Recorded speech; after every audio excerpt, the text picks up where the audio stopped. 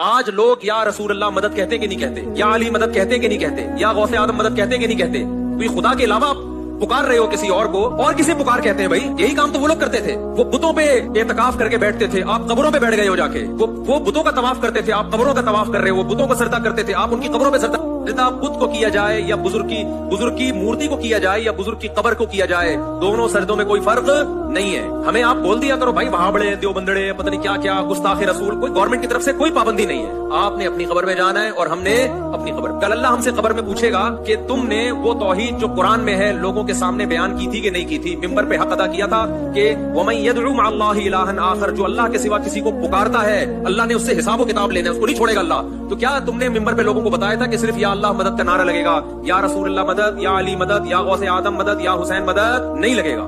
ہم کہہ دیں گے اللہ ریکارڈنگ موجود ہے, ثبوت موجود ہے. اب تو ہر چیز ریکارڈ ہو, اللہ کے پاس تو ویسے ہی ریکارڈ ہو رہی ہے, دنیا میں بھی ریکارڈنگ موجود ہے.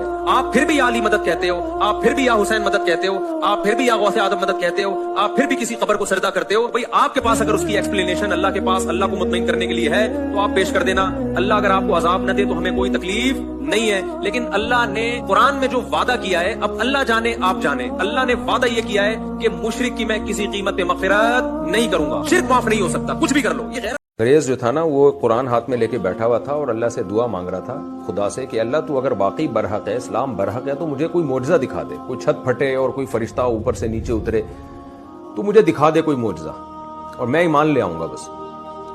تو ابھی وہ یہ سوچ رہا تھا, اس نے قرآن کھولا نا, قرآن جیسے ہی کھولا تو آیت سامنے آئی سورہ آل عمران کی, ان فی خلق السماوات والارض واختلاف اللیل والنہار لآیات لأولی الالباب. زمین اور آسمان کی پیدائش میں, دن اور رات کی تبدیلی میں عقل مندوں کے لیے بڑے بڑے معجزے ہیں, بڑی بڑی نشانیاں ہیں. کہتا ہے مجھے لگا یہ اللہ نے مجھے ہی دکھایا ہے.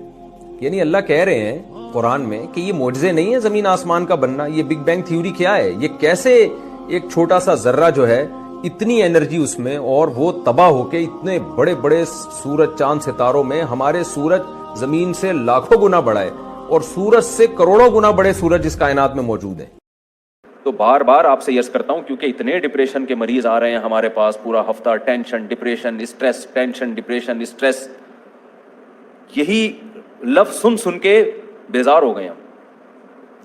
تو کیوں لے رہے ہو ٹینشن یار؟ اپنی صحت پہ کبھی کمپرومائز نہ کرو, اور اللہ پہ اعتماد اور توکل کرو گے تو ٹینشن ختم ہوگی. اللہ پہ اعتماد نہیں ہے نا, اسباب پہ نظر ہیں, یہ کروں گا تو یہ ہو جائے گا, یہ نہیں کیا تو یہ نہیں ہوگا, گئے بس کام سے. جب ڈکشنری سے اللہ نکل جاتا ہے نا, پھر آدمی کہتا ہے اگر میں یہ کروں گا تو یہ ہوگا, یہ نہیں کروں گا تو یہ نہیں ہوگا, اور یہ کیا جا نہیں رہا ہے مجھ سے.